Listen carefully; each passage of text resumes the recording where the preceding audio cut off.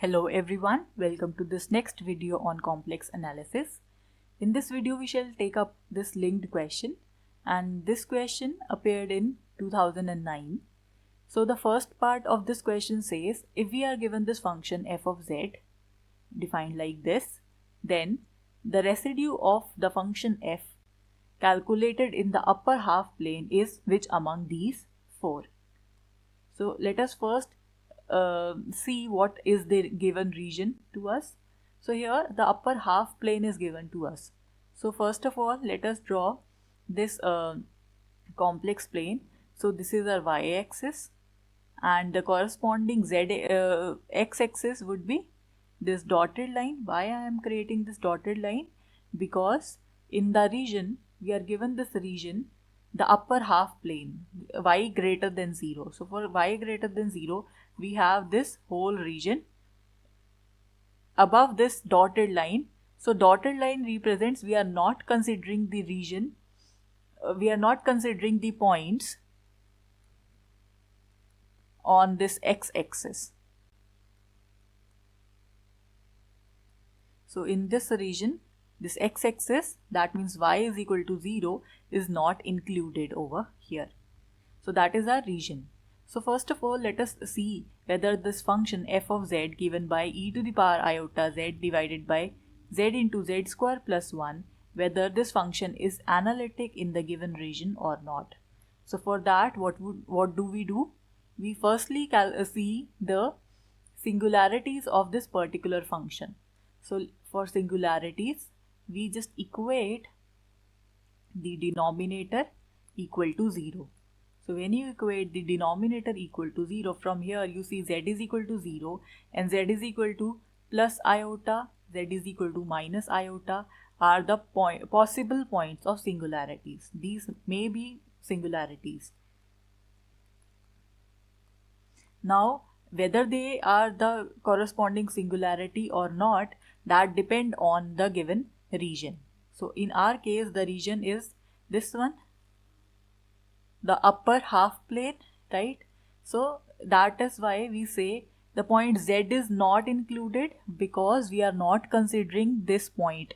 This point lie on particularly x-axis. So this point is not included in our region. This point lie below this region somewhere here, right? So this point is also not including. So the only singularity is present at the point iota, plus iota. So that means while evaluating this integral, so we are to evaluate this integral over the given region. So we are to evaluate this integral over the given region. No, we are not to evaluate this integral, I'm sorry. We are to calculate the residue of the function at this isolated singular point. So what would be the residue of the function?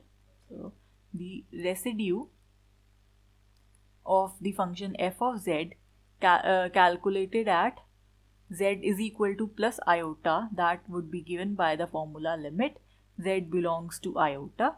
And because this is only one singularity, that means it is a simple pole of order 1. Simple poles have order 1, right? So that means we would have this formula z minus the point of singularity, that is iota, and then f of z. So we just have to evaluate this limit. That's really easy. So you just substitute the value of f of z over here. So that would simply be e to the power iota z divided by z and z square plus 1.